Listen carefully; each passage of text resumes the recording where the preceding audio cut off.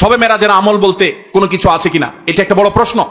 আমরা যখনই রজব মাস শুরু হয় তখনই আমরা জিজ্ঞাসা করতে থাকি আলেমদের কাছ থেকে যে শবে মেরাজের নামাজ কিভাবে পড়বো, এই শবে মেরাজের আমলটা কি। শবে মেরাজ উপলক্ষে সারা রাত জেগে ইবাদত করা এবং শবে মেরাজ উপলক্ষে 26তম দিন পার হয়ে 27তম রাত যখন শুরু হয় তখন সাহরি খেয়ে 27 রজবে রোজা রাখা, এটা আমাদের সমাজে বহুল প্রচলিত। অথচ ভাইরা আমার, যেটা আমরা শুরুতে বলেছি, রজব মাসের 27 তারিখে নবী সাল্লাল্লাহু আলাইহি ওয়াসাল্লামের মেরাজ হয়েছে এমনটি নিশ্চিত কোনো বিষয় নয়। নবীজির মেরাজ হয়েছে সেটা মহাসত্য, সেটা চরম সত্য। সেটা কি রজবে হয়েছে, নাকি সে রবিউল আউয়ালে হয়েছে, নাকি রমাদানে হয়েছে, নাকি শাওয়ালে হয়েছে, 15-16টি মত আছে ইতিহাসবিদদের। যদি ধরেও নেই আমরা রজবের এই 27 তারিখে হয়েছে, যেমন কোন কোন ইমামগণ বলেছেন, সে আলোকে যদি আমরা ধরেও নেই, তারপর আমরা বলবো নবী সাল্লাল্লাহু আলাইহি ওয়াসাল্লামের মেরাজ হয়েছে হিজরতের আগে। এরপর নবী সাল্লাল্লাহু আলাইহি ওয়াসাল্লাম প্রায় 11 বছর বেঁচে ছিলেন।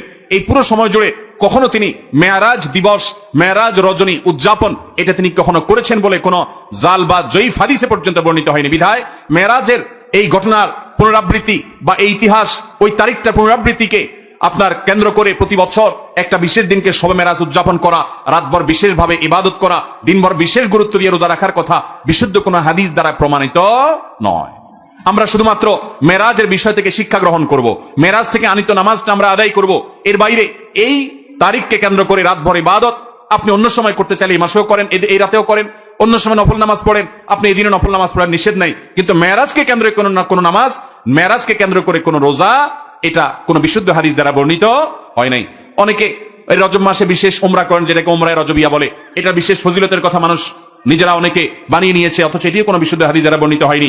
অনেকে 27 রজবে সালাতুর রাগায়েব নামে বিশেষ প্রক্রিয়া, বিশেষ নামাজ পড়ে, এটাও কোনো হাদিস দ্বারা বর্ণিত হয় নাই। আল্লাহ কোরআনে বলেছেন, মা আতাকুমুর রাসূলু ফাখুযু ওয়া মা নাহাকুম আনহু ফান্তাহু, তোমাদেরকে রাসূল যা দিয়েছেন সেটা আঁকড়ে ধরো, যা নিষেধ করেছেন সেটা থেকে তোমরা বেঁচে থাকো। মন গড়া কোনো আমল করলে সওয়াব তো হবেই না, উল্টা বরং গুনাহ হবে। আমাদের সাথে সমাজে অনেক মানুষ আছেন যারা আজকাল এই সমস্ত কথা শুনলে বলেন যে এটা নাই সেটা নাই, কিছু লোক বাইরে হয়েছে, এটা নাই সেটা নাই শুধু বলে। ভাইরা বাবারা আমার, কোরআন এবং হাদিসে যদি থাকে আপনি 100 বার আমল করেন, আপনি একটু দেখেন, একটু যাচাই করেন, একটু চেক করেন। কোরআন হাদিস অনুবাদ হয়ে গেছে, বইফোর কোনো বই পুস্তক নয়, হয় কোরআনে, আল্লাহর নবী করিম সাল্লাল্লাহু আলাইহি ওয়াসাল্লামের কোনো হাদিসে। ইসলাম ফাউন্ডেশন প্রায় সবগুলো বই অনুবাদ করেছে, বড় বড় প্রসিদ্ধ হাদিস গ্রন্থগুলো। আপনি চেক করে দেখেন যে মেরাজের রাতকে কেন্দ্র করে, মেরাজের দিনকে, দিবসকে কেন্দ্র করে কোনো আমল সাহাবায়ে কেরাম করেছে কিনা, নবী সাল্লাল্লাহু আলাইহি ওয়াসাল্লাম করেছে কিনা। তিনি যদি করে আপনি কেন করবেন না? আর যদি তিনি না করেন তো মনে রাখবেন, দেখতে মনে হয় নামাজ ভালো জিনিসই তো, আবার এখানে বাধা কেন? অনেকে বলেও যে রাত্রে মানুষ নামাজ পড়বে, চুরি তো করবে না, গান তো শুনবে না, তাহলে কিছু হুজুররা বাধা কেন দেয়? ভাইরা আমার, নামাজ আপনি পড়েন, এটাতে কোনো সমস্যা নেই, কিন্তু এই রাতে কোরআন হাদিসের নির্দেশ, ইসলামের নির্দেশ মনে করে যদি কোনো কাজ করেন, অথচ ইসলাম আপনাকে নির্দেশ করে নাই, তাহলে সেটা হলো মন গড়া আমল। মন গড়া আমলকে বলা হয় বিদআত, আর বিদআত হলো গোমরাহি, ভ্রষ্টতা। ওয়া কুল্লু দালালাতিন ফিন্নার, আর নবীজি বলেছেন সকল ভ্রষ্টতার ঠিকানা কোথায়? জাহান্নাম।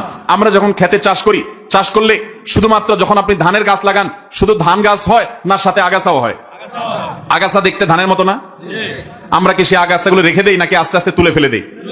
যদি কেউ মনে করে আরে ধান গাছ তো অল্প একটু জায়গাতে আছে, আগাছা আগাছার জায়গায় হয়েছে, সমস্যা কি, এই বেচারাকে তুলে কেন মেরে ফেলতে হবে? থাকুক না, ধান গাছও থাকুক, ওইটাও থাকুক, তাহলে ধানের ফসলের ফলন ভালো হবে।